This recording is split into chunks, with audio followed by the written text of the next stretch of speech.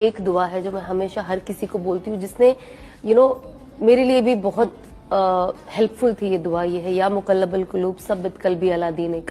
اے دلوں کو پھیرنے والے، میرے دل کو تیرے دین پہ جما دے. ہے نا کہ اللہ تو دل پھیرنے والا ہے نا.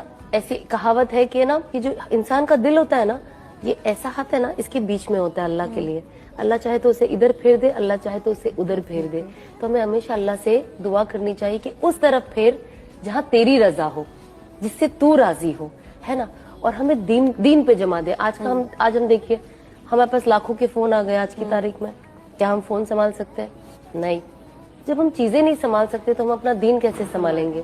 تو اسی لیے ہمیں اللہ کی مدد کی ضرورت ہوتی ہے. اس لیے مجھے پتہ ہے گوز بمز آ گئے جب آپ نے دعا ریسائٹ کی نا، تو آپ کی آنکھوں میں ایک چمک دکھ رہی ہے مجھے. تو یہ میرے لیے بہت، یہ میرے ہسبینڈ نے مجھے دعا سکھائی تھی، اور یہ دعا میں 2020 میں سیکھی ہوں.